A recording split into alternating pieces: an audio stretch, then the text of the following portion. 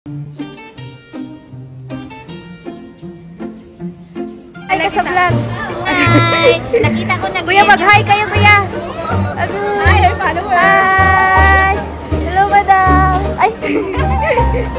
Mag-hi ka po sa aking vlog. Hi! Ako bumili ng ticket ko eh. Isang buwan na sahod ko. Ayun, kaya Hindi nga talaga lahat maswerte dito sa abroad. Meron nga akong nakasabayan dito na hindi naging swerte sa amo. Siya pa nga ang bumili ng ticket niya dahil di talaga sila nagkakasundo ng amo niyang babae. Hindi nga siya pinapakain, nagtatrabaho siya buong araw, ni ayaw siya pakainin ng amo. Nakikiusap na nga siya dahil mahirap magtrabaho ng walang kain. Kahit yung pagkain lang sana. At pati nga pala yung phone niya nasira, pinapaiwan baka daw may video sila sa phone niya. At ang worst pa nito ay nagpatawag ng pulis bago siya aalis sa bahay ng amo niya.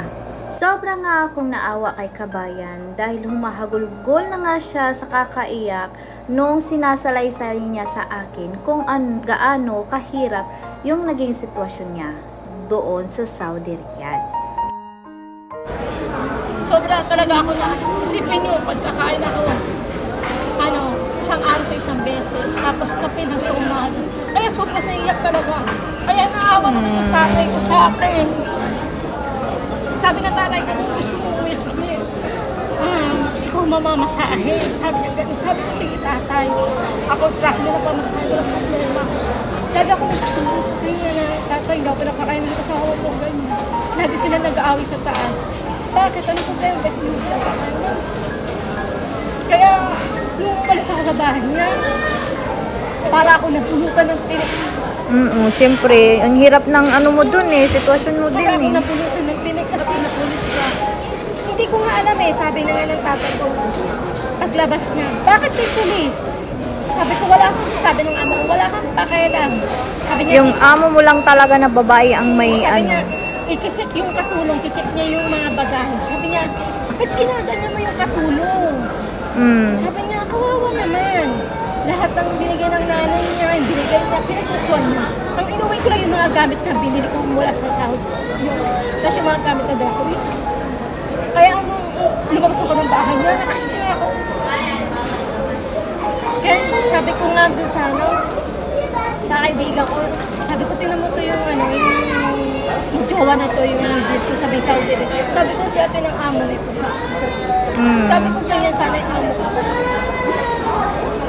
Hug kita.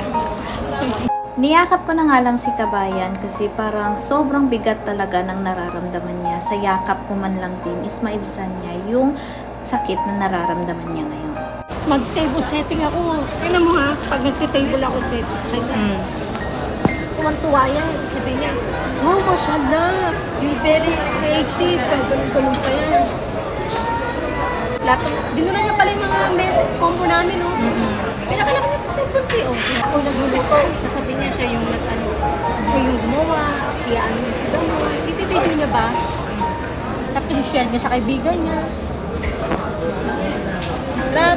Grabe talaga sakripisyo. Kulang niya. Kung meron ka dyan, anong tira dyan, hindi yun ang kainin mo sa rep. Gano'n siya. Mangiyak-yak na nga rin ako nung nakikinig ako sa kwento ni kabayan dahil sobrang hirap talaga ng pinagdaanan niya. Kaya sobrang napapa-thank you Lord talaga ako na sobra akong swerte sa mga amo ko dahil hindi talaga lahat ay swerte sa mga amo katulad ni kabayan.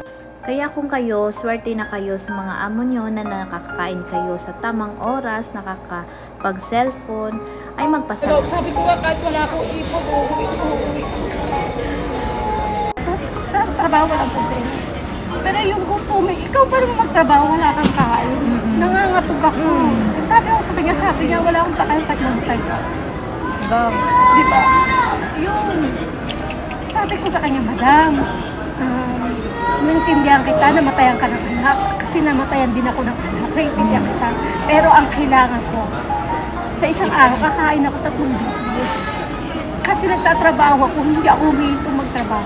Sabi ko sa akin, wala akong pakialam. Ganun siya. Nagsabi ako sa nanay niya, sinabihan niya. Nung nagsabi ako, ginanon ako. Nawa ako sa braso. pumusok yung buko. Sabi ko, nasasaktan ako na. Sabi niya, ba't ka nagsusumbong sa nanay ko? Sabi niya, bakit ka naman ba yung amo mo? Ano? Kaya sa tatay ko bihira umuwi. Kasi may asawang iba. Sabi ko, tatay, gusto ko umuwi. Sabi ko, kahit anong buwan, basta gusto ko na umuwi.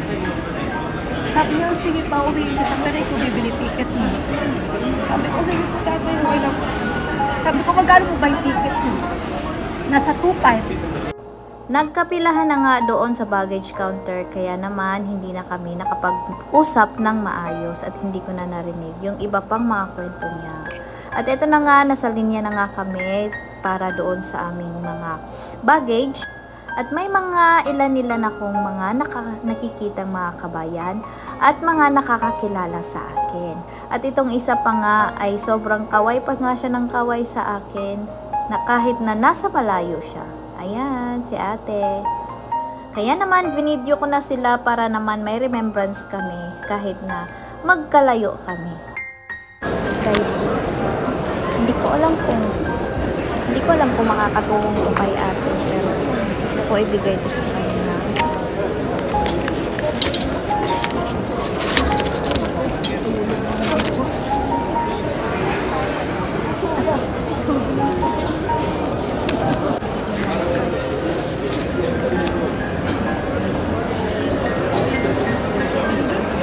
Hindi ko alam kung makakatulong ko sa'yo, pero thank you.